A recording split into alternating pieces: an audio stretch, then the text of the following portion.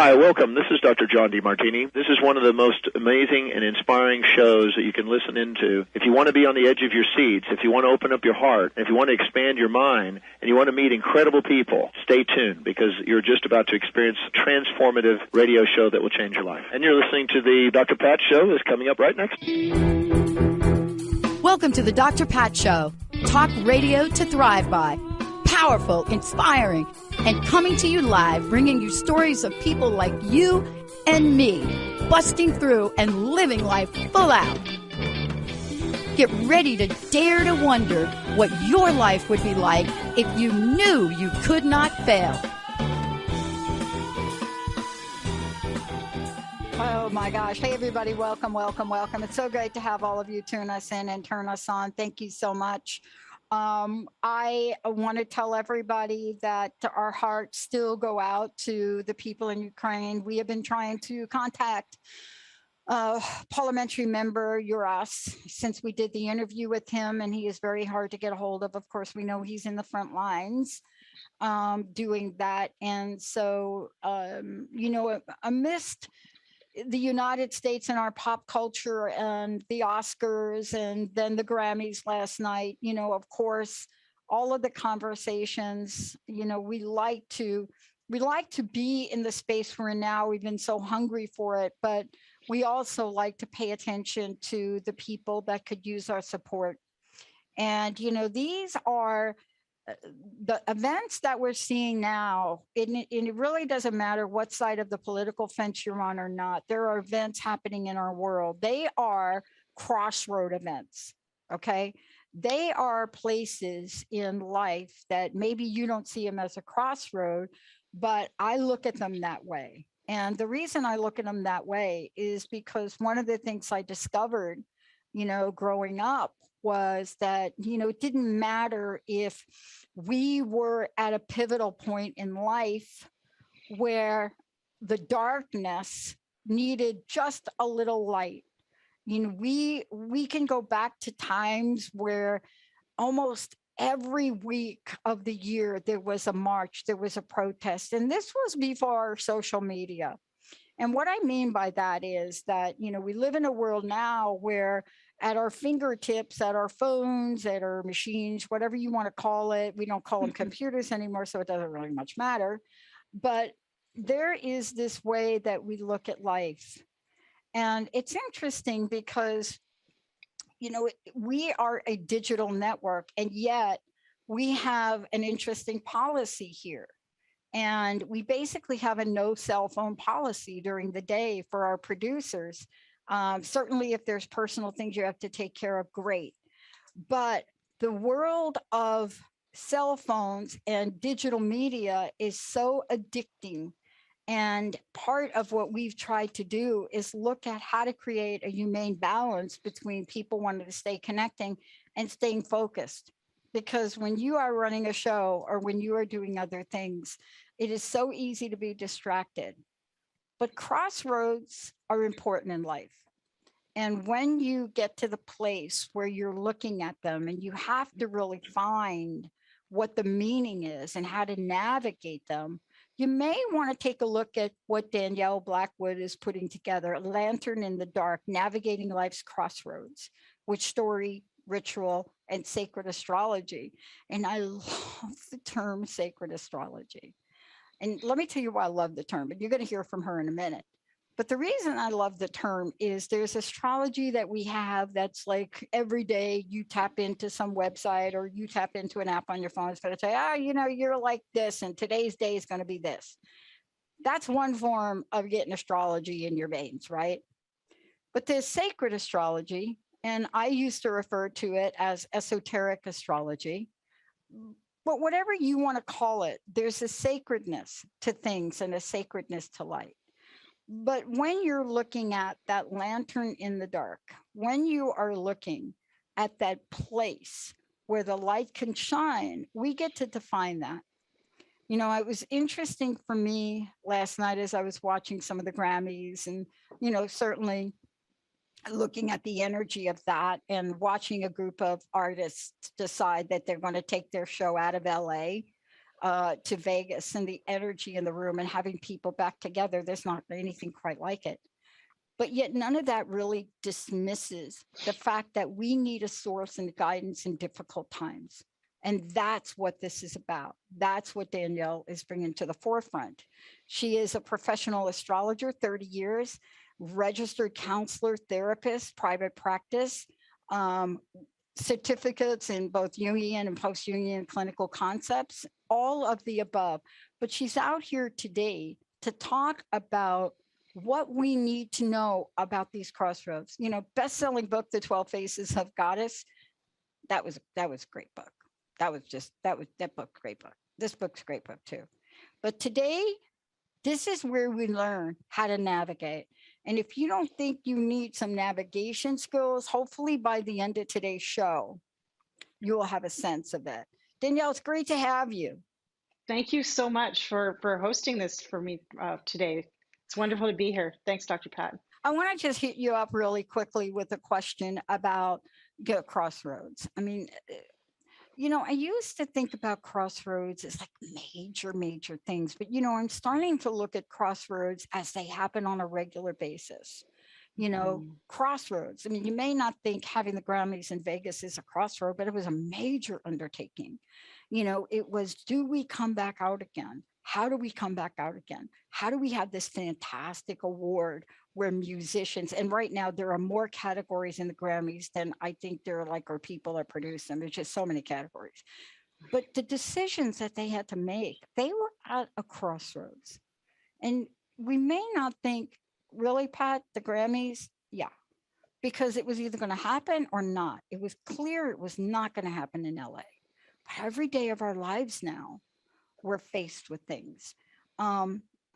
You know, one of the hardest things for me to do as a business owner, and Jessica and I talked about this morning, was how do we feel about a cell phone environment in audio and producing? And we've done a number of things to look at how do we meet people in the middle of the road. And yet we find that this is, again, one of life's crossroads. You know, what is it that we as people are so drawn to? We just cannot control ourselves, right? And if you ever want to see despair, take a cell phone away from somebody that is so dependent on it. And I want to ask you about this because we are in this world of media and communication, and I think it's a major crossroad, and I think you've got some answers for us, don't you? I hope so.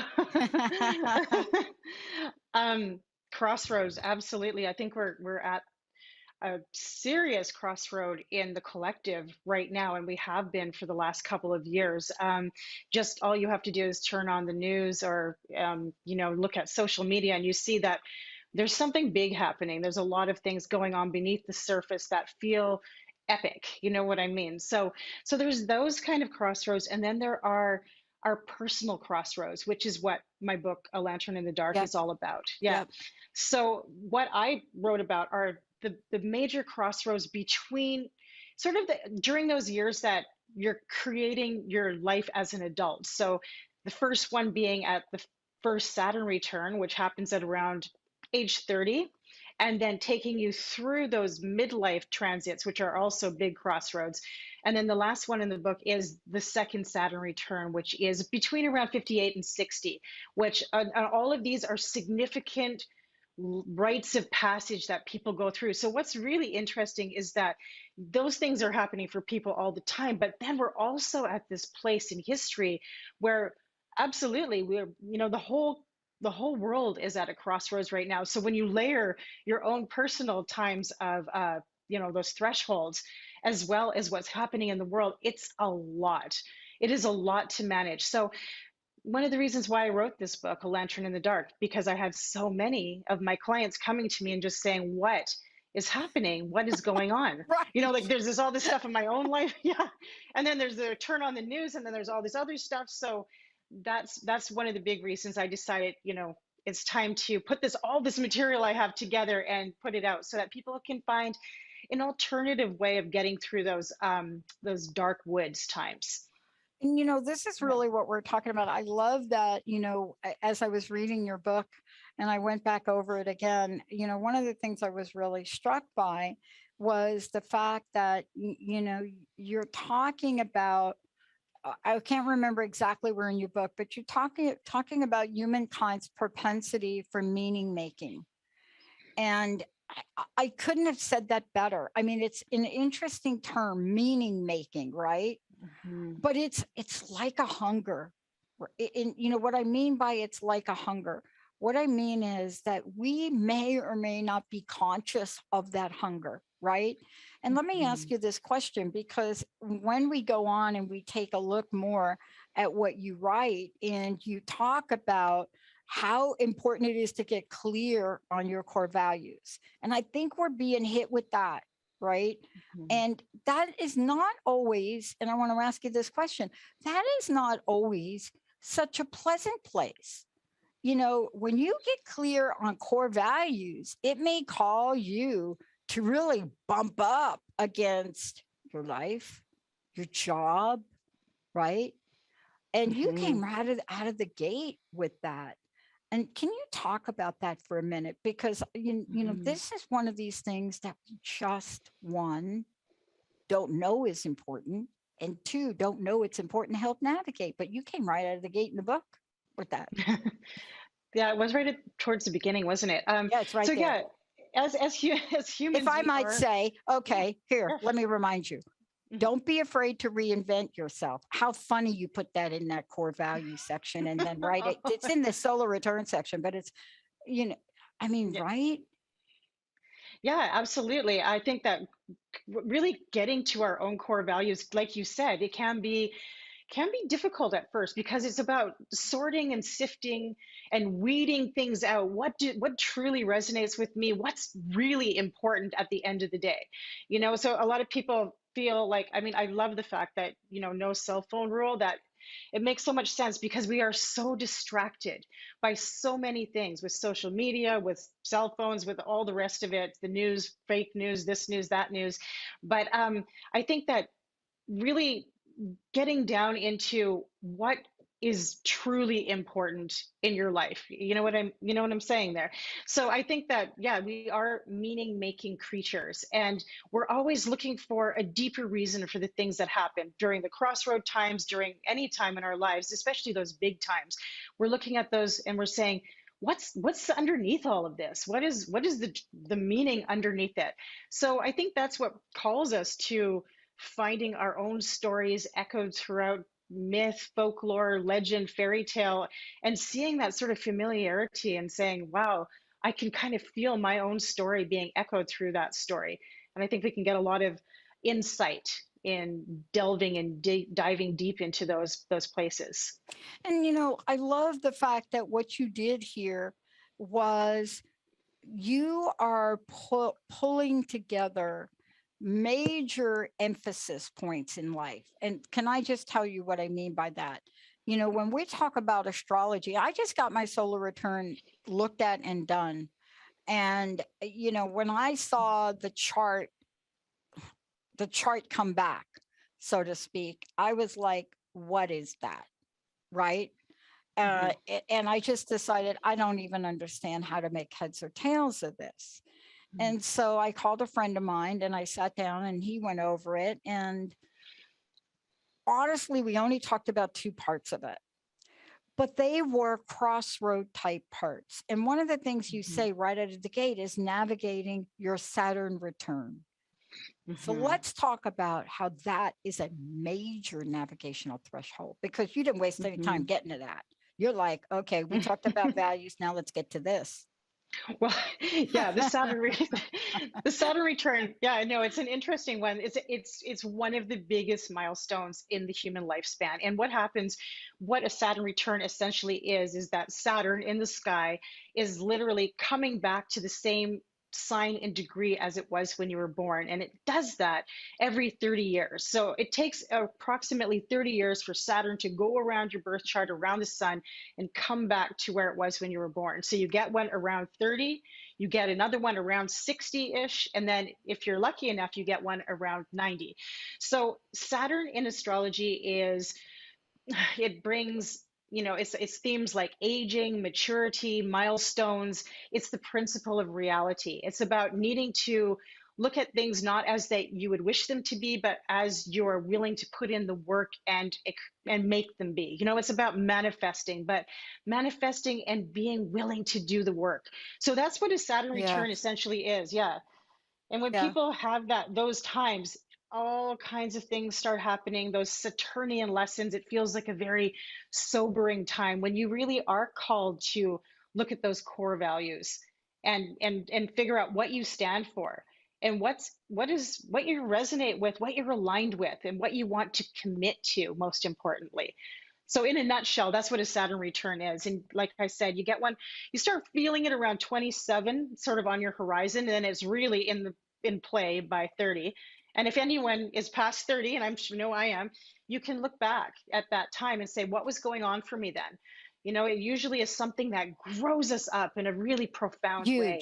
Huge way. Yes, I'm telling right. you, when I started to read your book about this, I went back and I was asking Linda about it too. And I'm glad you said 30-ish, 30-ish, right? Yes, yes. Because I was thinking about this and I was thinking about what was happening to me in that point in time. And there were a couple of things, and they were so profoundly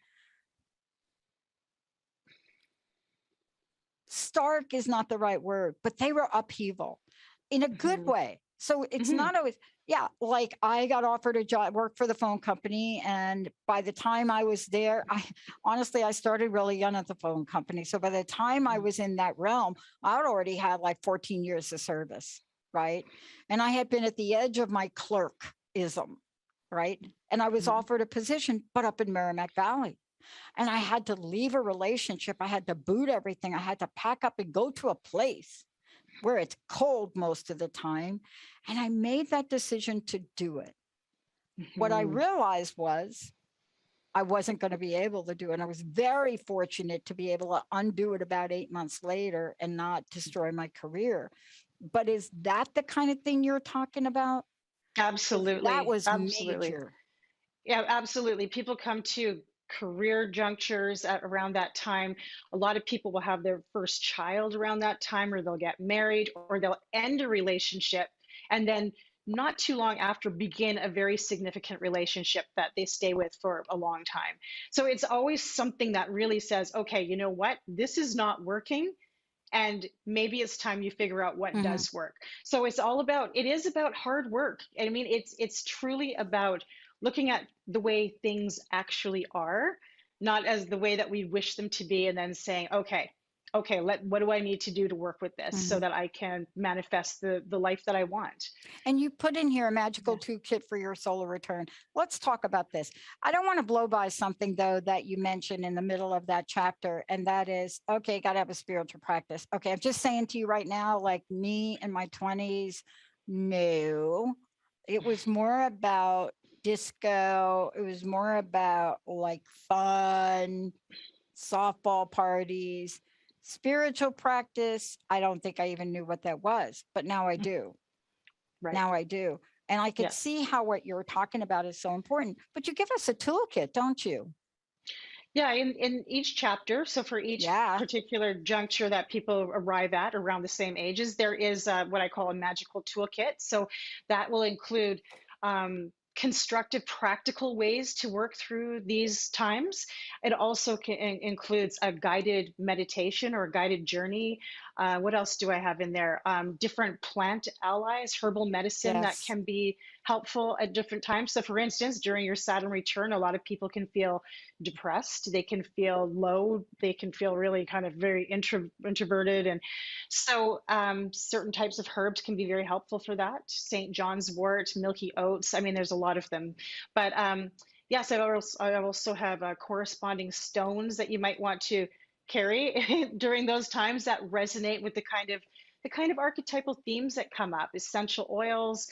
What else? I think that's just probably a bit more, but that's what I'm But remembering right now. well, I have to tell you, there is a bit more, and I'm going to talk about a bit more because Please. you put a bit more in here. Thank you for doing that. For those of Thank you. y'all for those of you just tuned in here, I'm going to hold this up, Jacob. I don't know, like I'm using my laptop camera today. You see that, right? You got that. And this is Danielle. A little higher there, Pat. I'll help you out. Oh, hi. Thank me, Benny. Thank you. There you go. A little. Is that better? Perfect. Thank you. Back Yep. up, back her up, back her There you up. go. There you go. Okay, all right, good. All right. And respect. Navigate the camera.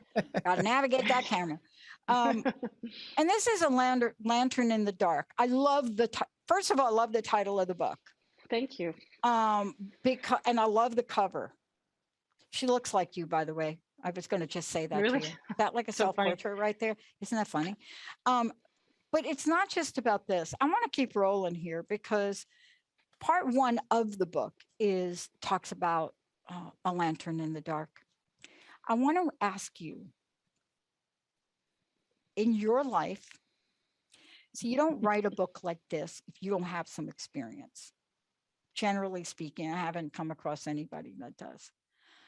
I want to know how you discovered your lantern in the dark. That's a really big question.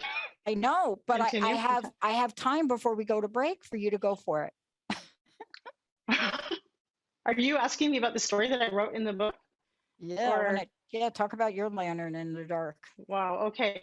Well, where do I begin? Well, to begin with, I had growing up, my father was bipolar and had a lot of issues, so to speak. I ended up running away from home when I was just about 17, and I ended up essentially on the streets. I had $15 in my pocket when I got from my little island town to the big city, and I made my way for a long time in my life in the adult entertainment industry, and it was like being in the underworld kind of was being in the underworld for many years.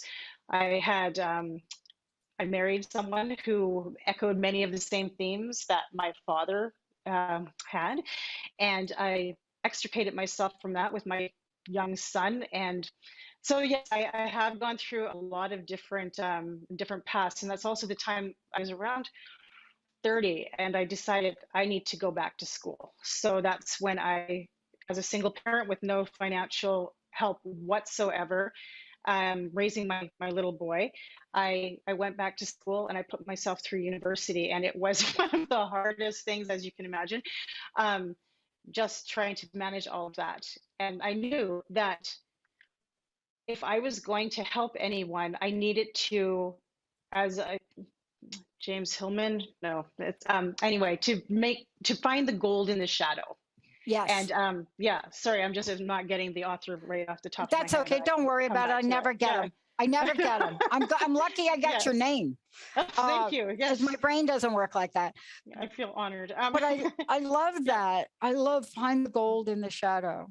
Yes, so do I. And I think that's partially what my book and what the work I do is all about, is finding the gold in the shadow, in those crossroad times that you have come through in your life, and turning that into something that is a strength. So I knew that I wasn't going to be able to help anyone else until I was able to find that gold in my own shadow, in my own life path. So that's kind of how my story went. I graduated with distinction. It was pretty amazing, big thing for me when that happened, because like I said, I ran away from home when I was almost 17. So I didn't get a chance to finish high school. So when I finally did go through all of that university, it was a big milestone for me. So here I am. I'm sorry, I had to ask you that question. I know it's a tough answer, but I knew that if you shared it, it would sort of, it would parallel what I've been sharing about my own life, because Benny and I have been doing this for 20 years together, pretty much. We're almost at 20 years together. It's right around the corner, actually. And when I got sick in 2004, right after I started this was the only thing I could do. I mean, all I could do was keep paying for airtime. But I had this vision and I didn't know where it came from. And I haven't looked at my chart back then. I didn't look at 01, 02, 03, and 04. It'd be interesting to look at that. because the series of events you couldn't plan. See, I couldn't plan how I got into my doctoral program. I couldn't plan like you, how I survived finding my things on the lawn, at 17. Right. I just turned 17, finding my stuff on the lawn, and then going into New York thinking that that's going to be like the sweet place to be. And my God, New York without money is not the place. But the pathway that you carve out for us in your book is so beautifully done and beautifully written that you're always reminding us that there is a lantern in the dark, Danielle. I want to take a short break, but before I do, because we're going to talk Pluto. Okay. I got to, because Pluto, that's all that my buddy wanted to talk about my chart, like Pluto. I'm like, why? Sure. But I think Pluto and Uranus, I think, are the two most misunderstood. I'm a Jupiter baby, so everything's Jupiter. It's like manifest big, so I got like the three Sages and 4 Capricorns, my moon, my sun, like over there in my birth chart, right? So, but these other things, these like Venus things, these Pluto things, and by the way, how dare we not make Pluto a planet? I agree. Who did that? When we come back. But before we go, how do we get a copy of the book, please? I'm so excited to talk to you. I'm like all over the map. I know I am a little bit. No problem. So Apologize. you're a Sagittarius. Is that what you just told me? During the break, I'll share my screen. You can see my chart. Sure, sounds good. The book, yeah, you can get it anywhere books are sold. Support your local bookstores first, but it's also at the big stores as well. And of course, you can order it on Amazon. So it's out there. It just was released, I think, 2.5 weeks ago. So yeah. Okay. When we come back, navigating. And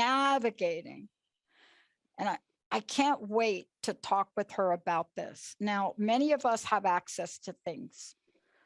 But this weekend, I was asked how my weekend was today. And I think I just gave a really short answer. It was great. My weekend was about helping another fellow sister in recovery and addiction save her life. And it took a village of us to do that. It took some hard boundaries. It took ways to help her. Maybe it took a little money to make sure we put her up in a hotel. Navigating those waters. Anybody that's in addiction and recovery, navigating those waters are important. And you would be glad to know we are going to put up a recovery channel. So it's becoming more and more evident to me. But when we come back, this is a beautiful, beautiful way to weave the web of astrology, folklore, story, myth. Thank you, Carl Jung, and so much more. When we come back, Danielle is going to take us on a journey about all the squares. What do those squares do? And what happens when we're navigating Uranus opposition? I don't know how much we're going to get to, but we're probably not going to take a break, Benny. Let's take a short break now, everybody. We'll be right back.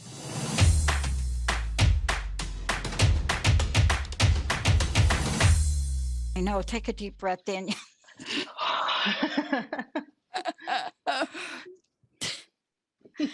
Danielle. Danielle Blackwood. Let's give out your website again and tell people, I'm sorry, my book is all bent from reading it. So I'm just going to try to hold it like that. Okay. Benny, do I have it? All my fingernails are broken too. Okay. This is a really cool book. And I need to say this. I don't know. Can people call you to work with you? Do you do sessions still? Yes. Okay. I do. I'm actually a little bit on hiatus because I'm doing all classes right now, but I will be taking clients again. Yes. Okay. Well, I don't care how we get a hold of you. So classes, how do we do it? I went to your website. How beautiful is this? Thank you. Yeah. So the best thing to do is get onto my website, danielleblackwood.com. Yep. And go to I think it's classes and workshops. Yep, I'm there. And click on that. Yeah. So I've got a new one. Am I allowed to talk about this right now? Of course. Yes. Okay. Yes, please. I have one that I love promoting stuff.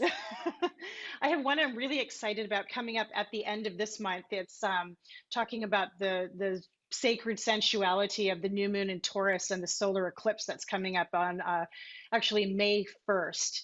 So I don't know if I've got that one up yet, but it will Not be up yet. in the next day or two. Okay, thanks for letting me know that. Yeah.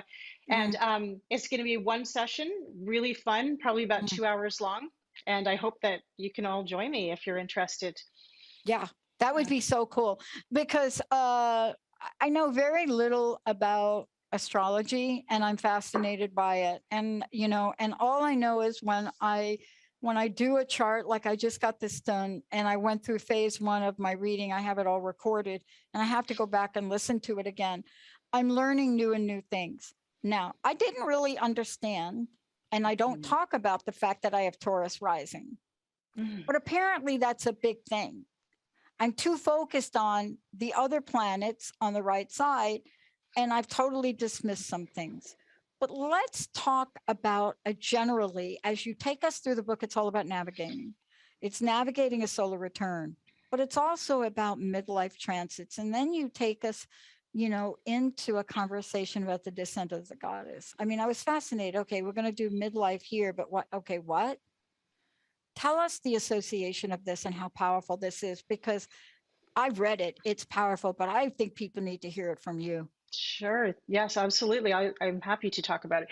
So between around the age of 37 and mid to late 40s, we are in a period of life called the midlife transits. And what that actually is 4 time frames that happen one after another between those ages. So I think that if we're at any age past that, we can probably look back at that time and say, yeah, there was a lot going on during those times.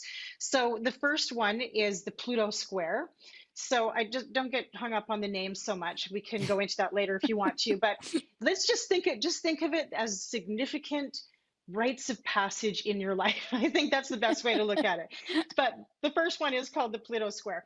And essentially, Pluto in the sky is making a contentious aspect to the Pluto in your birth chart. Again, if you are not proficient in astrology, don't worry about it. What it is a significant rite of passage where around 37 to 40, we're really in this place where a lot of stuff comes bubbling up. Things that we thought had long been squished down and repressed and dealt with, all of a sudden emerges into the light of consciousness to be dealt with.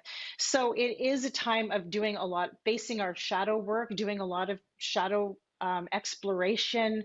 And, you know, really, I find that throughout the midlife transits, it can be a difficult time for marriages and long-term commitments, because we're really in this place where we're looking at our lives and saying, what did I come here to do?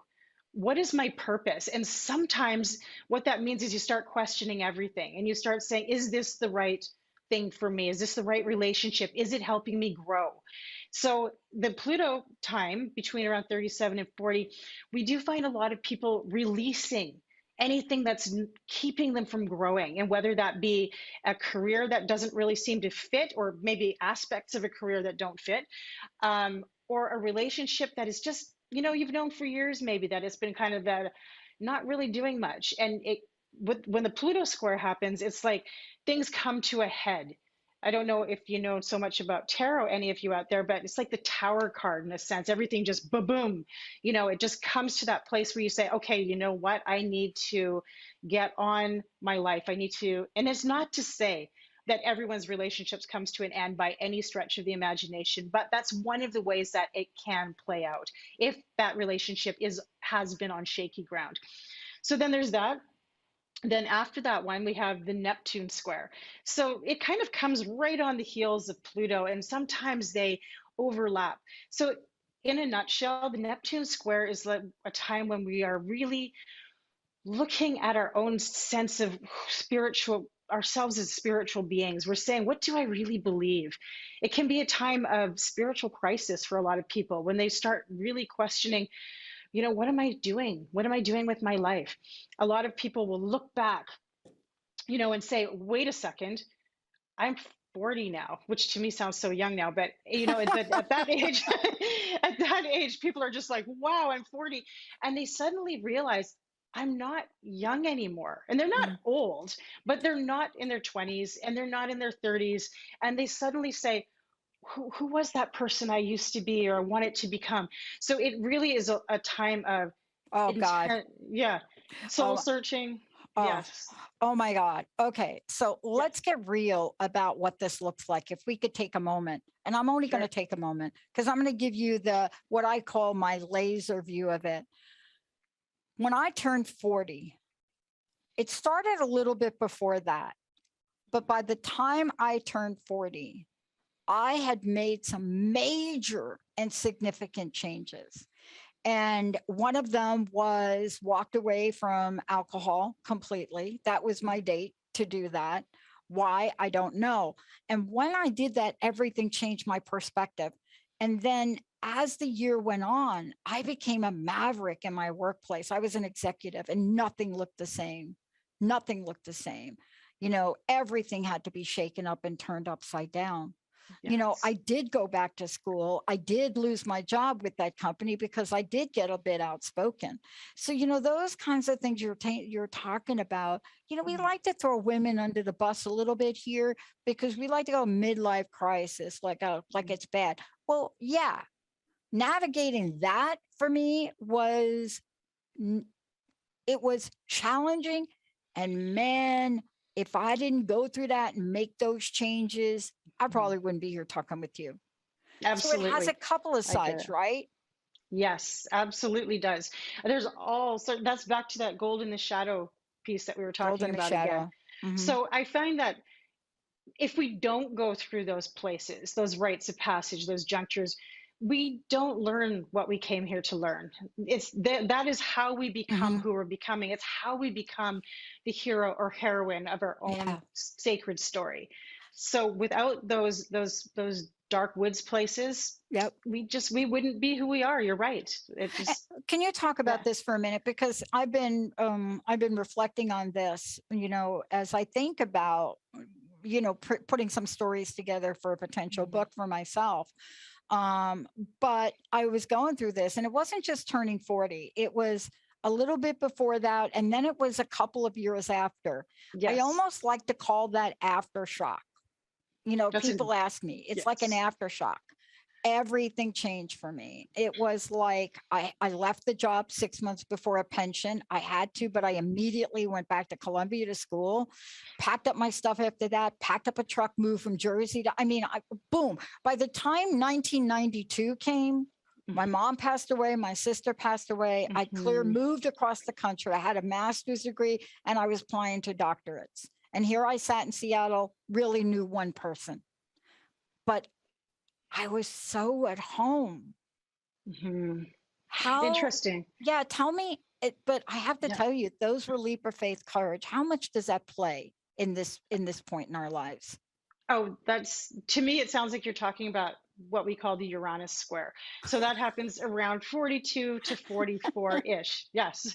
And it is like you use the word aftershock, which is a very Uranian term, actually, because it does feel like just everything changes. Whatever has been stuck or stagnant, it moves whether you want it to or not. So what I think is really good is the more that you can find out about the developmental purposes of these times, the more it doesn't have to sideswipe you. It doesn't have to come as like, the universe pulling the rug from under your feet.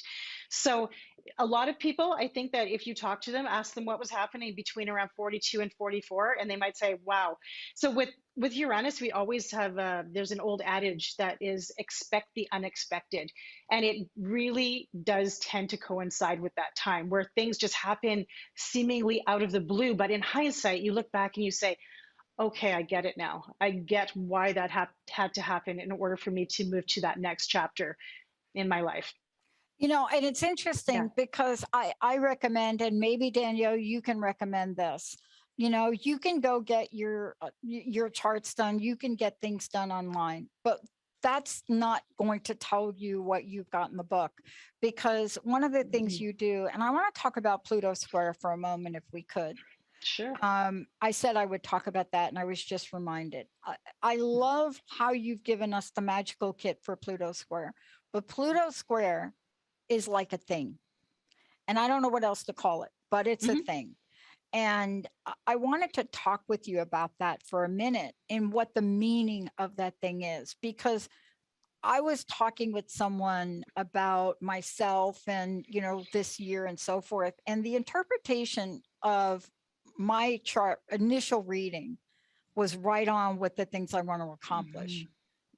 But I've never had so much of an emphasis in certain planets. I'm more used to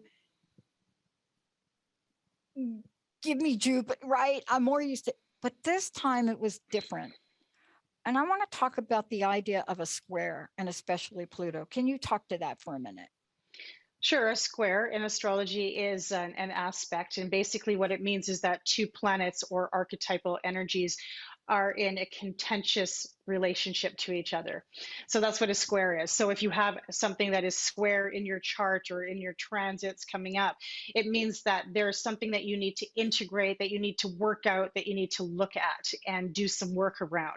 So that's a square in a very small nutshell. I could talk about that probably for hours. But and the other thing you wanted to talk about is the Pluto square, which again, it starts anytime between 37 and 40. People get what we call the Pluto square, which is that time, that thing, like you said.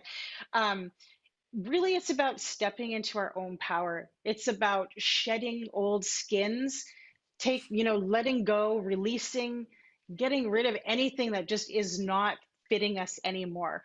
So that's sort of the beginning of those 4 midlife transits that we talked about earlier, the Pluto square. Everyone gets these transits at around the same ages. Everyone will get them in their own ways, depending on their own life specifics, what they came here to learn. But we look at the archetypes of, say, Pluto. So Pluto is power, it's the underworld, it's transformation. Pluto is essentially, at the end of the day, Pluto is transformation. So whether that be through letting go of something, whether that be through an ending or a death, that does happen too for a lot of people. My dad actually passed away right on my Pluto square. So it's like letting go of things so that we can step into that authentic sense of self and holding our power gracefully and being able to move into that next phase of our life. It's interesting we're talking about this. I remember the first time I ever had an esoteric reading in my chart, and my astrologer at the time looked at my birth chart and how did Anne put it? Something like, well, this is kind of boring, but don't worry about it. Take a look at every one of your returns and you will really get excited.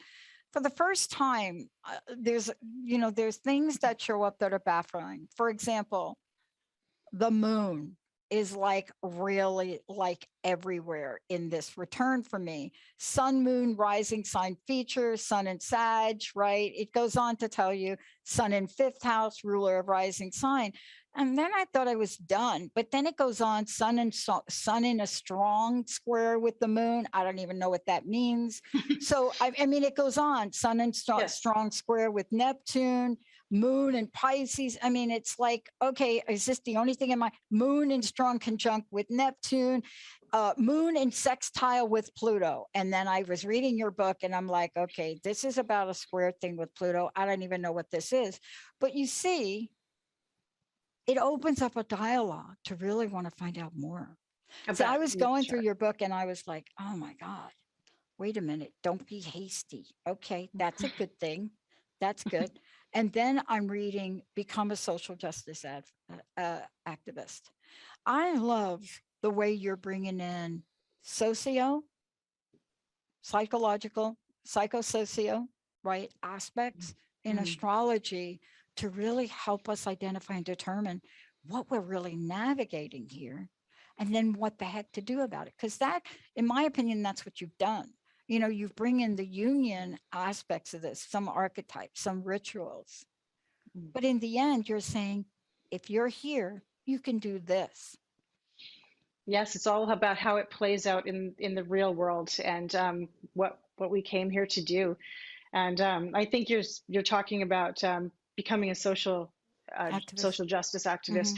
I believe that's in my Uranus opposition chart. That's totally right there. Yeah.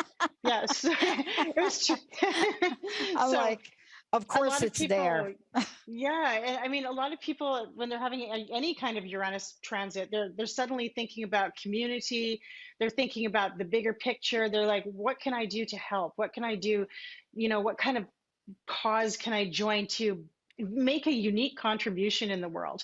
So that is one of the things. But yeah, you're right. I mean, these are all transits that happen in our lives, but it's about where the rubber meets the road, and what can we do in our lives to learn what we're going through, but also how can we apply that in the real world, and where can that take us? And I love the way we get to look at this. Like I got a really closer look at Uranus in my 10th house this return. And what I found fascinating about it is I was reading about it. I'm like, yes, that's exactly what I'm planning for this year. Dramatic changes in my life, Pat. Yes, I'm I was, planning. yeah, Yeah, just right. even you saying Uranus is transiting your 10th house, all I can think the 10th house is essentially about career, Yep, life path. It's like your public self, right? that's And right. Uranus is like the principle of change, radical change, and upheaval, making something new, revolution. So Uranus moving through your house of career is going to say that you're going to be doing some new things that are, it's going Exactly. to, yeah, and I mean, definitely within the career sphere, but it's going to reverberate through, let's face it, through the rest of your chart, through the rest of your psyche. It's not like just something happens in your career and you don't feel it in other parts of your life. So, and It's that's exciting. It That's a is great, exciting exciting. transit. It is Hmm. exciting because, as I was hearing about this, I was, Jessica and Linda will tell you, there isn't a week that goes by that I don't walk in and say, I've got to get back out in the public again. I've got to get back out in the public again. And that's Totally. what Monty was saying to me about the next 4 years. He's like, let me just be very Mhm. clear. This is yours to do again. But you see, I'm excited about it. And a lot of people don't get excited when they see a planet like Uranus, or they hear a Saturn, or they hear, right? But the way you're Mhm. presenting it gives people options Mhm. to really bring their Absolutely. best self forward. Any transit can be, depending on how you approach it, can be positive, it can be negative. Depends on how conscious you are, it depends on how willing you are to look at it and say, okay, how can I make the best of this? What is it trying to teach me? What archetypal qualities are trying to come through that I need to bring into the world with this particular, so Uranus in your 10th house. So I would say, what do you want to revolutionize in your public life? Yeah, That's how I would sum that up in one sentence. that's it. That's it. Because, while we were developing and building, I was behind the scenes. But most of the important thing I want to say about this, Danielle, and what you've done is I love that I just want to go back over this Mm. meditation, stories, and rituals for life's crossroads. And I love Right. how you've left that objective open to people to decide what a crossroad is and isn't. Because Mm. sometimes the world of psychology, the world that I studied, sometimes Mm. we're a little bit more restrictive on what we call a crossroad. And Mhm. I must say, there's not many people that I know of that has not gone through major, minor, medium crossroads over the past 3 years, right? Mhm. Turning points. Absolutely. Turning Yes. points, turning points. I mean, the Grammys in Vegas, who knew? Who knew? But you see, they made it happen. They weren't going to not make it happen, right? Mhm. They looked at the life situation in the world and they made that happen, It's like pivoting. pivoting. And I wanted Mhm. to ask you about this too in the last couple of minutes we have left. Sure. Um, there are things we didn't get to talk about, but I will tell you my second Saturn return, totally like you talked about in the book. In the last couple of minutes we have left, I'd love to hear you talk to our audience about the importance of positive navigation through Mm. what could be dark waters. Absolutely. Yeah. Yeah. Any of these transits or crossroads can be navigated positively. And Mm, I think, like I as mentioned, I think earlier, I think first thing to do is learn about where you're at. What does it mean to be in your second Saturn return, for instance? Read a little bit about that and contemplate it, think about it, and then ask yourself, how is this playing out in my own life? What can I do to really make the most out of this time period? Because everyone's going to get their second Saturn return between 58 and 60. And I think, yeah, using all the tools, using the guided visualization, reading the stories, spending that time in reflection. I think that those things can really help you get an overview and increase self-awareness. And in doing that, you go through it. And again, we come back to that gold in the shadow piece, right? Because then we're able to actually get the best out of it and look at it as another chapter in our unfolding sacred story that is our life. You know, thank you so much for this. I mean, you have not looked at my chart, but everything that you've talked about in terms of transformation, you know, basically is what's been listed here and written down. I don't know if you know this, but the network that we launched is the Transformation Network, and you're actually being heard on Transformation Talk Radio. It's so exciting. It is exciting. And, you know, when we read things like radical transformation, people may go to a place of fear, but sometimes we have to have a little bit of upheaval in order to create that next level, right? Yes. You know, it's very difficult to plant in hard soil.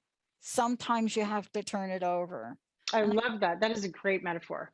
Yeah, but you made that really clear in your book, right? Thank you. You know, I hope sometimes you can turn it over with the shovel, and other times you got to get that rotor tiller. You got to get Uranus. Yes, yes. Danielle, thank you. Give us your website again, and again, tell people how they can get your book. My website is danielleblackwood.com. You can email me at danielleblackwood@gmail.com. Let's send me a message. I'm happy to hear from you. And my book, you can find pretty much wherever books are sold. I always tell people, try your local bookstores first. It's also on Amazon and the big bookstores as well. And I've got classes, lots of classes coming up regarding the material in this book, but also the one that I've got on May 1st, which I'm really excited about, coming up very soon. So check out my website. Thank you. Thank you for having me. Yeah, I really enjoyed my time. Yeah, you have to come back, because I didn't even talk about some of this new crazy language. Like, I don't even know what an angular planet is conjunct my descendant, but there you go with that. But there was so much in my chart about my future and about work, which is so right on. It is so right on. Thank you so much for providing tools. Thank you for helping people really navigate waters that we have not had before. And my favorite new word now is sextile. I'll have to look up what that means. Danielle, thank you so much. See you in a little bit, and I hope you'll come back. I absolutely will. Thanks, awesome. Dr. Pat. You Bye. bet. Let's take a short break, everybody. We're not done yet. We'll be right back.